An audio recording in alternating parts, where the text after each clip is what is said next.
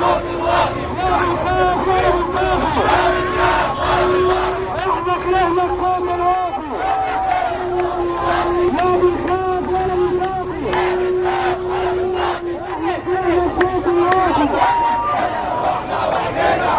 كمان بيمكر فيش، حتى كمان بيمكر فيش، حتى كمان بيمكر فيش، حتى كمان بيمكر فيش. القوات المسلحة للمعاش. اهلا بحضرتك. حضرتك جاي تشارك النهارده؟ ايوه جاي في حركة تمرد، لأن دي بلدي اللي أنا حاربت علشانها من 40 سنة في حرب أكتوبر، وكان نفسي أموت شهيد. أنا حزين على اللي بيحصل في بلدي. مش هي دي مصر اللي بيحصل فيها، اللي هي أم الدنيا. طيب حضرتك النهارده هتشارك في التمرد في التحرير ولا في مدينة بنها؟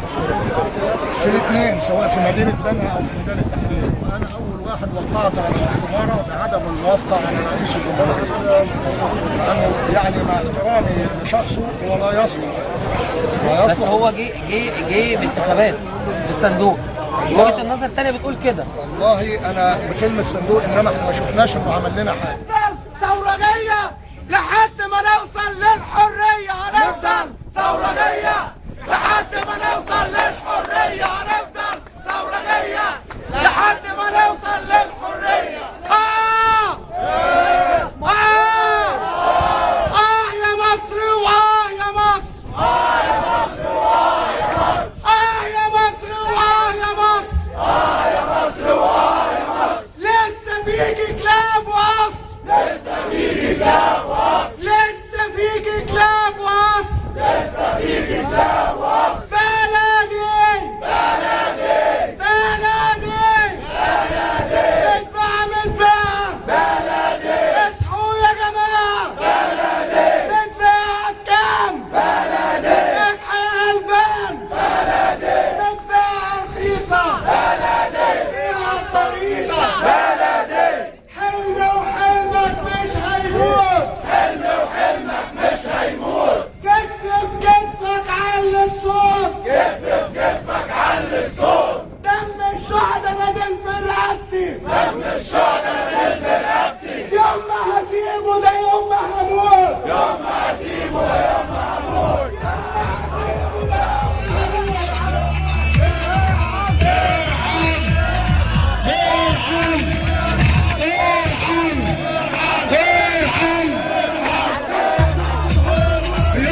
يسكت حكم المرسي، يسكت حكم الرئيس اللي غشنا وقال يا ريس باسم الدين، وقال احنا مسلمين. والله ما يعرف الدين ولا يعرف الاسلام. خانوا الثورة وباعوا الدم، خانوا الثورة وباعوا الدم، خانوا الثورة وباعوا الدم، خانوا الثورة وباعوا الدم. ونفس الهم، نفس الهم، ونفس الهم. نار نار نار نار.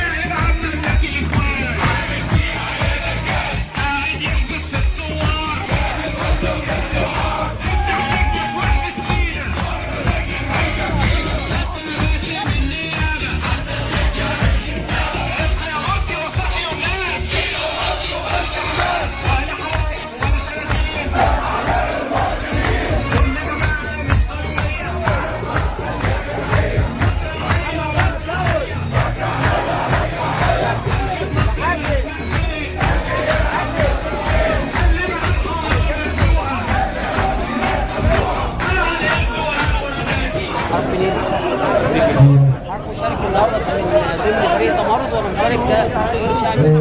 شعب ولا شبع ولا اي حزب ولا اي حاجه، بس انا يعني ايه عايز حكم الاخوان المسلمين.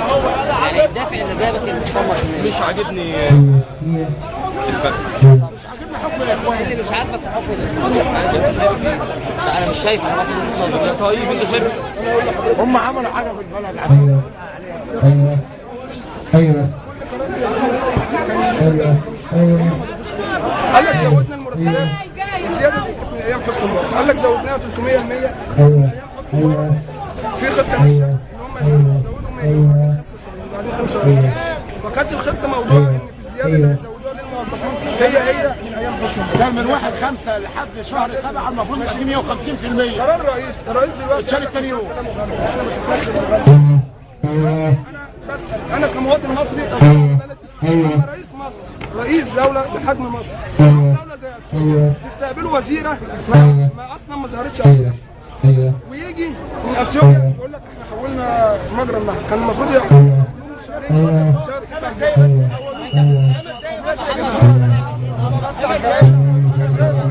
محمد مرسي قادر هو دلوقتي كل قرار بياخده من بديع، القرار اللي بيقولوا له بديع جاي من خيرت الشرطه. ايوه طب حضرتك شايف ايه؟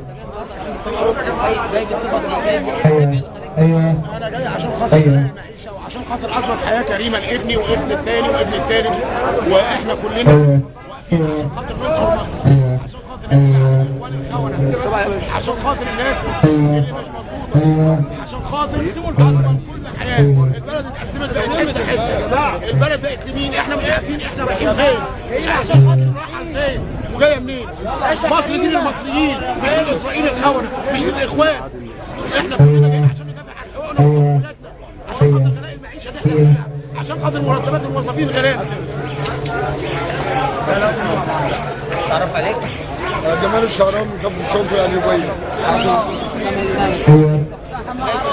شارك في اسقاط النظام الفاسد بقاله سنه، ماسك البلد كذاب وباع سينا وهيقطعوا عننا الميه في اثيوبيا وبيبيع البلد كلها للخونه اللي هم من اول مسكوا الحكم وهم بيكذبوا، كلامهم كله كذب، مفيش صدق. والعريان وصفوة حجازي الكذابين اللي بيشتموا وبيخلونا احنا كفره، الشعب المصري كفره اللي هم ما عندهمش دين ولا عندهم دعوه.